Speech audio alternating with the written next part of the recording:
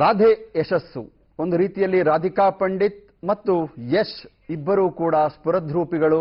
10 ವರ್ಷಗಳ ಕಾಲ, ದಶಕಗಳ ಕಾಲ ಪ್ರೀತಿಸಿ ಅದನ್ನ ಜೋಪಾನವಾಗಿ ಜತನವಾಗಿ ಕಾಯ್ದಿಟ್ಕೊಂಡು ಅನೇಕ ಕಾಂಟ್ರವರ್ಸಿಗಳು ಗಾಸಿಪ್ಗಳು ಬಂದರೂ ಕೂಡ ಅದಕ್ಕೆ ಕುಗ್ಗದೆ ಹಿಗ್ಗದೆ ಒಂದು ಪ್ರೊಫೆಷನಲ್ ಲೈಫ್ ಮತ್ತು ಪರ್ಸನಲ್ ಲೈಫ್ ಅನ್ನ ತುಂಬಾ ಜತನವಾಗಿ ಕಾಪಾಡಿಕೊಂಡು ಇವತ್ತು ವರಮಹಾಲಕ್ಷ್ಮಿ ಹಬ್ಬದ ದಿನ ಮದುವೆ ಆಗ್ತಿದ್ದಾರೆ. ಸುಂದರ ತಾಣ ಗೋವಾದ ಆಗುಂದಾ ಬಳಿಯ ತಾಜ್ ವಿವಾಂತ್ ಹಾಲಿಡೇ ವಿಲೇಜ್ ಹೋಟೆಲ್ನಲ್ಲಿ ಅದ್ದೂರಿ ಬಜೆಟ್ನಲ್ಲಿ ತಯಾರಾಗಿರೋ ಹೂವಿನ ಮಂಟಪದಲ್ಲಿ ತಾರಾ ಜೋಡಿ ಉಂಗುರವನ್ನ ಇವತ್ತು ಬದಲಾಯಿಸಿಕೊಂಡಿದ್ದಾರೆ.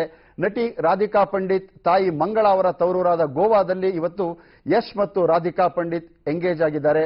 ನಟ ಕಲಾ ನಿರ್ದೇಶಕ ಅರುಣ್ ಸಾಗರ್ ಅವರ ಕಲ್ಪನೆಯಲ್ಲಿ ಮೂಡಿಬಂದ ಅದ್ಭುತ ಸೆಟ್ನಲ್ಲಿ ತಾರೆಗಳಿಬ್ಬರ ರಾಯಲ್ ಎಂಗೇಜ್ಮೆಂಟ್ ಆಗಿದೆ. ಈ ನಿಶ್ಚಿತಾರ್ಥದ ವೇದಿಕೆಯನ್ನ ಹೆಚ್ಚಾಗಿ ಬಿಳಿ ಹೂಗಳಿಂದ ಸಿಂಗರಿಸಲಾಗಿದ್ದು ಇಡೀ ವೇದಿಕೆ ಸ್ವರ್ಗದಂತೆ ಕಂಡು ಬರ್ತಾ ಇತ್ತು. ವಿಶೇಷವಾಗಿ ರಾಧಿಕಾ ಪಂಡಿತ್ ಅವರ ಇಚ್ಛೆಯಂತೆಯೇ ಬಿಳಿ ಹೂಗಳಿಂದ ವೇದಿಕೆಯನ್ನ ಸಿಂಗಾರ ಮಾಡಲಾಗಿತ್ತು. ಸುಮಾರು 4 ಬಗೆಯ ಹೂಗಳಿಂದ ಇಡೀ ನಿಶ್ಚಿತಾರ್ಥದ ವೇದಿಕೆಯನ್ನ ಸಿಂಗಾರ ಮಾಡಲಾಗಿತ್ತು. ಜೊತೆಗೆ ಅದರಲ್ಲೂ ಕೂಡ ಜಾಸ್ತಿ ಬಿಳಿ ಹೂಗಳನ್ನ ಬಳಸಿಕೊಳ್ಳಲಾಗಿದೆ. ಡೆಕೋರೇಟರ್ ಅಲ್ತಾಫ್ ಅನ್ನೋರು ಈ ಒಂದು ಶ್ವೇತ ಮಂಟಪವನ್ನ ಸಿಂಗಾರ ಮಾಡಿದ್ರು. ಸುಮಾರು 4 ಲಕ್ಷ ವೆಚ್ಚದಲ್ಲಿ ಈ ವೇದಿಕೆ ಸೇರಿದಂತೆ ಇಡೀ ಸಭಾಂಗಣವನ್ನ ಹೂವಿನಿಂದ ಅಲಂಕಾರ ಮಾಡಲಾಗಿದೆ. ಬೆಂಗಳೂರು ಮತ್ತು ಊಟಿಯಿಂದ ಈ ವಿಶೇಷ ಹೂಗಳನ್ನ ತರಿಸಿಕೊಂಡು ಅಲಂಕಾರ ಮಾಡಿದ್ದಾರೆ. ಬೆಳಗ್ಗೆ ಆರಂಭವಾದ ಈ ಕಾರ್ಯಕ್ರಮ ಸಂಜೆ ತನಕವೂ ಕೂಡ ನಡೀತಾ ಇದೆ. ಅಂದ್ರೆ ಇವತ್ತು ಸುಮಾರು 7 ಗಂಟೆ ಹೊತ್ತಿಗೆಲ್ಲ ಇಷ್ಟೊತ್ತಿಗೆಲ್ಲ ಕಾಕ್ಟೇಲ್ ಪಾರ್ಟಿನೂ ಕೂಡ ಶುರುವಾಗಿದೆ. ಆ ಕಾರಣಗಳಿಂದ ಇವತ್ತು ಅತಿಥಿಗಳು ಕೂಡ ಗೋವಾದಲ್ಲಿ ರೂಮ್ ಬುಕ್ ಮಾಡಿದ್ದಾರೆ. ಸ್ವತಃ ಯಶ್ ಅತಿಥಿಗಳಿಗೋಸ್ಕರ ರೂಮ್ ಅನ್ನ ಬುಕ್ ಮಾಡಿದ್ದಾರೆ. ಸ್ಯಾಂಡಲ್ವುಡ್ ನ ಕ್ಯೂಟ್ ಜೋಡಿ ಯಶ್ ಮತ್ತು ರಾಧಿಕಾ ಪಂಡಿತ್ ನಿಶ್ಚಿತಾರ್ಥ ನಡೆದಾಗಿದೆ. ಈಗ ಕಾಕ್ಟೇಲ್ ಪಾರ್ಟಿಯ ಹೊತ್ತು ಬಹುತೇಕ ಗಣ್ಯಾತಿ ಗಣ್ಯರು ಸ್ಯಾಂಡಲ್ವುಡ್ ನ ದಿಗ್ಗಜರ ಸಮ್ಮುಖದಲ್ಲಿ ಇವರಿಬ್ಬರ ನಿಶ್ಚಿತಾರ್ಥ ಇವತ್ತು ಸಾಂಗೋಪಸಾಂಗವಾಗಿ ನೆರವೇರಿದೆ. ಮುಗ್ಗಿನ ಮನಸ್ಸಿನಿಂದಲೇ ಶುರುವಾದಂತ ಯಶ್ ಮತ್ತು ರಾಧಿಕಾ ಪಂಡಿತರ ಲವ್ ಸ್ಟೋರಿ ಇವತ್ತು ವರಮಹಾಲಕ್ಷ್ಮಿ ಹಬ್ಬದ ದಿನ ನಿಶ್ಚಿತಾರ್ಥ ಮಾಡಿಕೊಂಡು ಮದುವೆಯ ಡೇಟ್ ಅನ್ನು ಕೂಡ ಬಹುತೇಕ ಡಿಸೆಂಬರ್ ಅಂತಿಮದ ವೇಳೆಗೆ ಮದುವೆ ಕೂಡ ನಿಶ್ಚಯವಾಗುತ್ತೆ. ಮದುವೆಯ ದಿನಾಂಕವೂ ಕೂಡ ನಿರ್ಧಾರವಾಗುತ್ತೆ.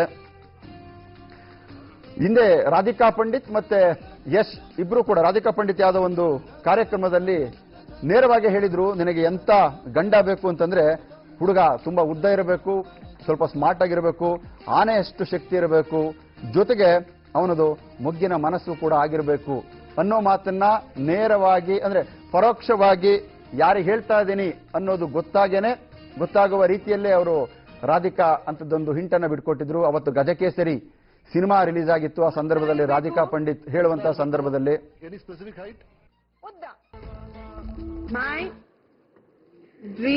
My dream boy yes okay yes ಉದ್ದ ಇರಬೇಕು ಎನಿ ಸ್ಪೆಸಿಫಿಕ್ ಹೈಟ್ ಉದ್ದ ಅಷ್ಟೇ ನನ್ಗಿಂತ ನನ್ ಹೀಲ್ಸ್ ಹಾಕೊಂಡ್ರು ನನ್ಗಿಂತ ಉದ್ದ ಇರ್ಬೇಕು.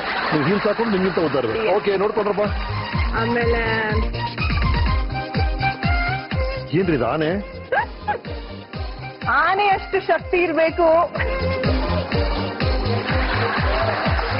ಓಕೆ ಆಮೇಲೆ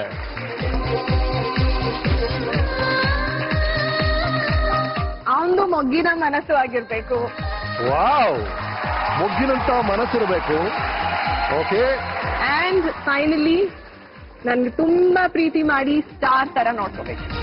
ಓಕೆ ಸೊ ಈ ಹುಡುಗರು ಯಾರಿದಾರ ಗೊತ್ತಿಲ್ಲಪ್ಪ, ಕರ್ನಾಟಕದೆಲ್ಲೋ ಮೂಲೆಯಲ್ಲಿದ್ದೀರಾ, ಉದ್ದಕ್ಕಿದ್ದೀರಾ ನೀವು, ನಿಮಗೂ ಗಜಕ್ಕೂ ಏನೋ ಸಂಬಂಧ ಇದೆ, ನಿಮಗೂ ಮೊಗ್ಗಿನ ಮನಸ್ಸು ಸಂಬಂಧ ಇದೆ, ನೀವು ಸ್ಟಾರ್ ಆಗಿರ್ಬೇಕಂತೆ.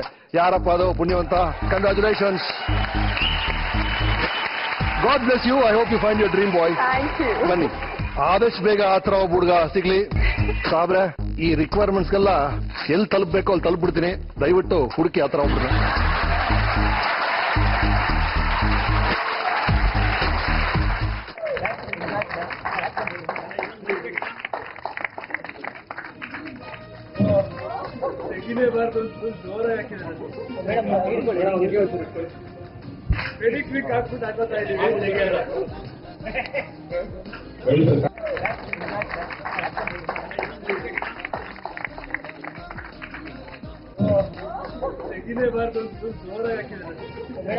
ಬದಲಾಯಿಸಿಕೊಳ್ತಾ ಇರೋದು. ನೋ ಡೌಟ್ ರಾಧಿಕಾ ಸರಿಯಾದ ಜೋಡಿಯನ್ನೇ ರಮೇಶ್ ಜೊತೆ ಮಾತನಾಡಿದ್ದಾರೆ. ರಾಧಿಕಾ ಹೀಲ್ಡ್ ಹಾಕಿದ್ರು ಕೂಡ ಯಶ್ ಉದ್ವಾಗೆ ಕಾಣ್ತಾರೆ. ಜೊತೆಗೆ ಇವತ್ತು ಅವರನ್ನ ರಾಧಿಕಾರನ ಅದಾಮತ್ತಾಗಿ ಎತ್ಕೊಂಡು ಬಂದು ಅಭಿಮಾನಿಗಳ ಮುಂದೆ ತೋರಿಸಿರೋದ್ರಿಂದ ಆನೆಯಂತ ಬಲವನ್ನು ಕೂಡ ಪ್ರದರ್ಶನ ಮಾಡಿದ್ದಾರೆ.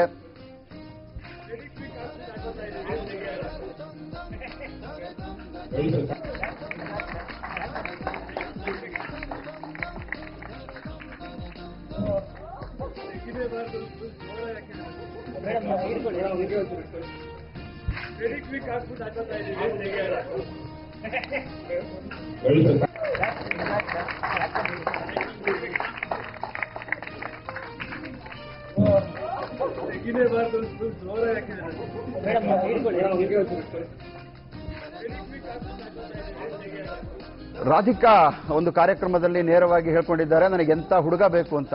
ಇನ್ನೊಂದು ಖುಷಿ ಅಂದ್ರೆ ಯಶು ಕೂಡ ಹೇಳ್ಕೊಂಡಿದ್ರು, ನನಗೆ ಎಂತ ಹುಡುಗಿ ಬೇಕು ಅಂತೇಳಿ ರವಿಚಂದ್ರನ್ ಮುಂದೆ. ರವಿಚಂದ್ರನ್ ಕೂಡ ಕಾಲು ಎಳೆದಿದ್ದಾರೆ.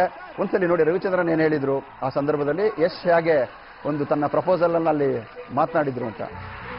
Ravi sir, mister and Mrs Ramachari, ನೀನ್ ಬಂದಾಗ್ಲಿಂದಲೂ ಇಂಡಸ್ಟ್ರಿ ಬಂದಾಗ್ಲಿಂದ ಒಂದೇ ಹುಡುಗಿ ಹೆಸರು ನಿನ್ ಜೊತೆ ಕೇಳ್ಬರೋದು. ಅದು ನಿಜಾನಾ?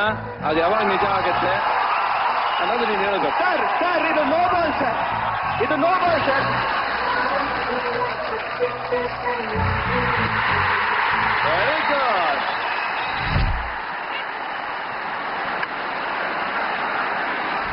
ಒಳ್ಳೇದಲ್ವಾ ಸರ್ ಒಂದೇ ಹೆಸರಿದ್ರೆ, ತುಂಬಾ ಹೆಸರು ಬರೋದಕ್ಕಿಂತ. ಅಲ್ಲ, ಅದೇ ಒಳ್ಳೇದು. ಅದು ತುಂಬಾ ಕಷ್ಟ ಕೂಡ. ಅದನ್ನ ಮೇಂಟೈನ್ ಮಾಡ್ತಿದ್ಯಲ್ಲ, ಅದಕ್ಕೆ ಫಸ್ಟ್ ನಿನ್ನ ಮೆಚ್ಕೋಬೇಕು. Thank you sir.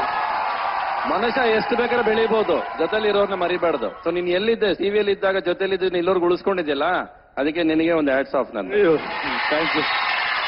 ಇಲ್ಲ ಸರ್, ಒಂದೇ ಒಂದು ಆಸೆ ಲೈಫಲ್ಲಿ. ಎಷ್ಟೋ ಸಲ ಚಿಕ್ಕ ವಯಸ್ಸಲ್ಲಿ ಬೆಳೀತಾ ಅಥವಾ ನಮಗೇನು ಗೊತ್ತಿಲ್ಲದೆ ಸಾವಿರಾರು ತಪ್ಪುಗಳು ಮಾಡಿರ್ತೀವಿ. ಬಟ್ ಒಂದ್ಸಲ ಬುದ್ಧಿ ಬಂದ್ಮೇಲೆ ಮನುಷ್ಯ ಕೆಲವು ಡಿಸಿಷನ್ಗಳು ತಗೋತಾನೆ. ಆ ಡಿಸಿಷನ್ಗಳಲ್ಲಿ ಲೈಫ್ ಲಾಂಗ್ ನಿಂತ್ಕೊಂಡ್ರೆ ಯಾವತ್ತಿದ್ರೂ ವ್ಯಾಲ್ಯೂ ಇರುತ್ತೆ ಅನ್ನೋ ನನ್ನ ನಂಬಿಕೆ.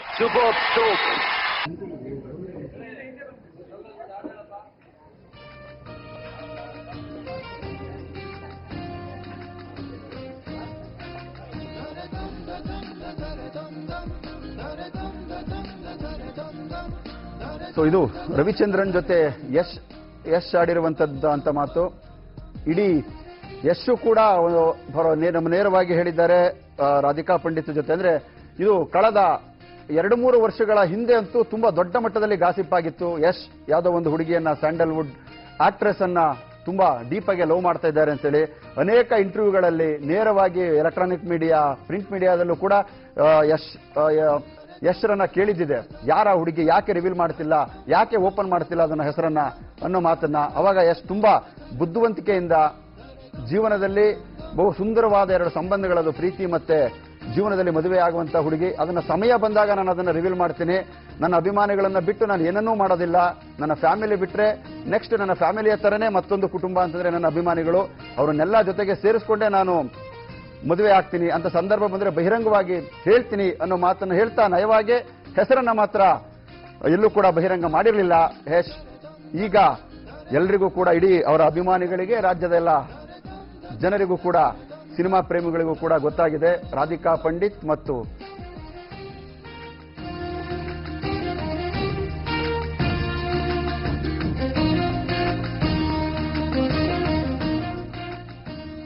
ಇದು ತುಂಬಾ ಗೋವಾದಕ್ಕೆ ಎಲ್ಲ ಇಲ್ಲಿ ಸ್ಯಾಂಡಲ್ವುಡ್ನ ಎಲ್ಲ ಗಣ್ಯರು ಕೂಡ ಯಶ್ನ ಎಂಗೇಜ್ಮೆಂಟ್ ನಲ್ಲಿ ಭಾಗಿಯಾಗಿದ್ದಾರೆ. ಪ್ರಮುಖವಾಗಿ ಯೋಗರಾಜ್ ಭಟ್.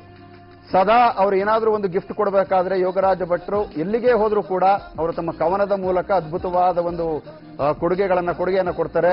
ಸೊ ಇವತ್ತು ಕೂಡ ಗೋವಾದಲ್ಲೂ ಕೂಡ ಒಂದು ಗಿಫ್ಟ್ ಅನ್ನ ಕೊಟ್ಟಿದ್ದಾರೆ. ಒಂದು ಹಾಡನ್ನ ಬರೆಯೋದ್ರ ಮೂಲಕ ಒಂದು ಗಿಫ್ಟ್ ಅನ್ನ ಯೋಗರಾಜ್ ಭಟ್ರು ಕೊಟ್ಟಿದ್ದಾರೆ. ಏನ್ ಬರೆದಿದ್ದಾರೆ ಯೋಗರಾಜ್ ಭಟ್ರು, ಯಾವ ರೀತಿ ಇದೆ ಆ ಕವನ, ಹೇಗೆ ಯಶ್ ಮತ್ತು ರಾಧಿಕಾ ಪಂಡಿತ್ಗೆ ಅದು ಅನ್ವಯಿಸುತ್ತೆ ನೋಡೋಣ ಒಂದ್ಸಲಿ. ಯಾರೋ ಇವನು, ಯಾರೋ ಇವನು, ಯಾರೋ ಯಾರೋ ಯಾರೋ ಯಾರೋ ಯಾರೋ ಇವನು, ಯಾರೋ ಇವನು.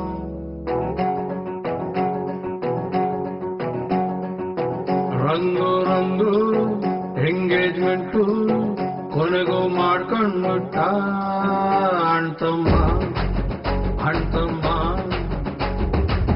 ಹೂವಿನಂತ ಹುಡುಗಿ ಕೈಗೆ ಉಂಗ್ರ ತೊಡಿಸಿ ಬಿಟ್ಟ ಅಣ್ತಮ್ಮ ಅಣ್ತಮ್ಮ 1000 ವರ್ಷದಿಂದ ಪ್ರೀತಿಸವ್ರೆ ಒಬ್ರನೊಬ್ರು ನೋಡೋ ಗಂಟ ನೋಡಿ ರಿಂಗ್ ಹಾಕೊಂಡ್ಬಿಟ್ರು ಇಬ್ರು ಜೈ ಅಂದೈತೆ ಕರುನಾಡು ಜೋಡಿ ಏಕ್ದಮ್ ಸೂಪರ್ ರಂಗು ರಂಗು ಎಂಗೇಜ್ಮೆಂಟು ಕೊನೆಗೂ ಮಾಡ್ಕೊಂಡ್ಬಿಟ್ಟ ಅಣ್ತಮ್ಮ ಅಣ್ತಮ್ಮ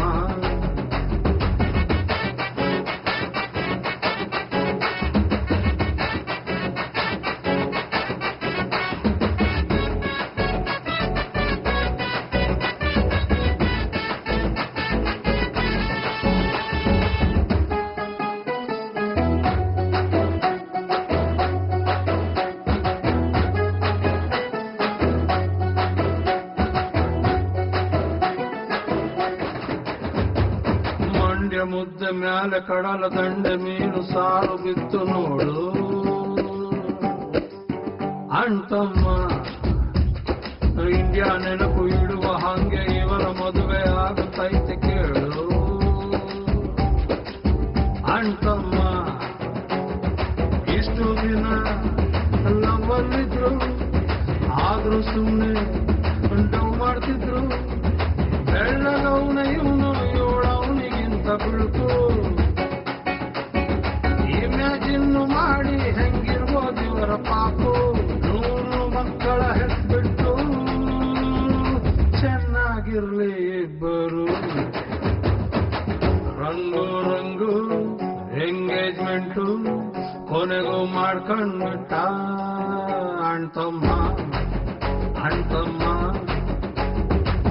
ಹೂವಿನಂತ ಹುಡುಗಿ ಕೈಗೆ ಉಂಗ್ರ ತೊಡಿಸಿ ಬಿಟ್ಟ ಅಣ್ತಮ್ಮ ಅಣ್ತಮ್ಮ 1000 ವರ್ಷದಿಂದ ಪ್ರೀತಿಸವ್ರೆ ಒಬ್ರನೊಬ್ರು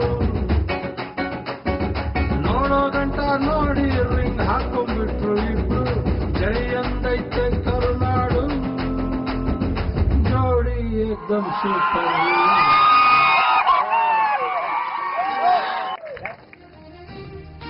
ಸೊ ಇದು ಯೋಗರಾಜ ಭಟ್ಟರ ಹಾಡು. ನೋಡೋ ತನಕ ನೋಡಿ ಇವತ್ತು ರಿಂಗ್ ಹಾಕೊಂಡ್ಬಿಟ್ಟಿದ್ದಾರೆ ಇಬ್ರು ಅನ್ನೋ ರೀತಿಯಲ್ಲಿ ಅಣ್ಣತಮ್ಮನ ಬಗ್ಗೆ ಒಂದು ಹಾಡನ್ನ ಬರೆದಿದ್ದಾರೆ. ಜೊತೆಗೆ ಇವತ್ತು ರಾಧಿಕಾ ಯಾವ ರೀತಿಯಾಗಿ ಕಾಣ್ತಾ ಇದ್ರು, ಏನೆಲ್ಲ ಅವರು ಆಭರಣಗಳನ್ನ ಧರಿಸಿದ್ರು, ತುಂಬಾ ಸಿಂಪಲ್ ಆಗಿ ಕಾಣ್ತಿದ್ರ, ಗ್ರ್ಯಾಂಡ್ ಆಗಿ ಕಾಣ್ತಿದ್ರ ಅನ್ನೋದ್ರ ಬಗ್ಗೆ ಮಾಳವಿಕಾ ಮಾತನಾಡಿದ್ದಾರೆ. ಮಾಳವಿಕಾ ಒಂದ್ಸರಿ ಏನ್ ಮಾತಾಡಿದಾರೆ ನೋಡೋಣ. ಏನಿಲ್ಲ, ಊಟ ಇತ್ತು. ಅವರು ಇದು ಮುಗಿದ್ಮೇಲೆ ಎಂಗೇಜ್ಮೆಂಟ್ ಮುಗಿದ್ಮೇಲೆ ಊಟ ಇತ್ತು. ವೆಜಿಟೇರಿಯನ್ ಊಟ, ಗುಡ್ ಊಟ. Everything is very simple but very beautiful. ಅಷ್ಟೇ. ಅದು ನಿಮ್ಗೆ ರಾಧಿಕಾನ ಫಾಲೋ ಮಾಡ್ತಾ ಬಂದಿದ್ರೆ ಅವರ ಟೇಸ್ಟ್ ಬಟ್ಟೆ ಹಾಕೋದ್ರಿಂದ ಹಿಡಿದು ಅವರ ಅಭಿನಯ ಎಲ್ಲವೂ ಅಂದ್ರೆ ಬಹಳ ಅರ್ಥವತ್ತಾಗಿರುತ್ತೆ. ಆದ್ರೆ ಬಹಳ ಸಿಂಪಲ್ ಆಗಿರುತ್ತೆ. ತುಂಬಾ ಯಾವ್ದ್ರಲ್ಲೂ ಅಪರ ಕಾಣಿಸಲ್ಲ. ಅವ್ರು ಇವತ್ತು ಹಾಕೊಂಡ್ರು ಬಟ್ಟೆನೂ ಹಾಗೆ ಇದೆ. Very simple, very elegant. ಒಂದು ಗಾಗ್ರಾ ಚೋಲಿ ಹಾಕೊಂಡಿದ್ದಾರೆ. ತುಂಬಾ ಏನು ಒಡವೆನೋ ಮೈ ತುಂಬಾ ಹಾಕೊಂಡಿಲ್ಲ. 2 ಬ್ಯೂಟಿಫುಲ್ ವಜ್ರದ ಓಲೆ ಹಾಕೊಂಡಿದ್ದಾರೆ. ಒಂದು ನತ್ತು ಸುಂದರವಾದ ಒಂದು ನತ್ತು ಹಾಕೊಂಡಿದ್ದಾರೆ. ತುಂಬಾ ಅಂದ್ರೆ very very beautiful to see both of them.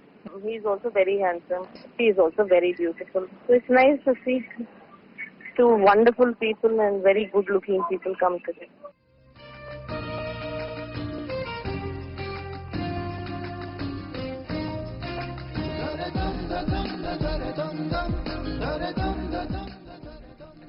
ಇದು ಮಾಳವಿಕಾ ಅವರ ಮಾತು. ರಾಧಿಕಾ ಪಂಡಿತ್ ಅವರ ಏನು ಅಭಿನಯ, ಆಭರಣ ಮತ್ತೆ ಬಟ್ಟೆ ಎಲ್ಲವೂ ಕೂಡ ಅರ್ಥವತ್ತಾಗಿರುತ್ತೆ ಅನ್ನೋ ಮಾತನ್ನ ಮಾಳವಿಕಾರ ಕೂಡ ಆಡ್ತಾ ಇದ್ದಾರೆ.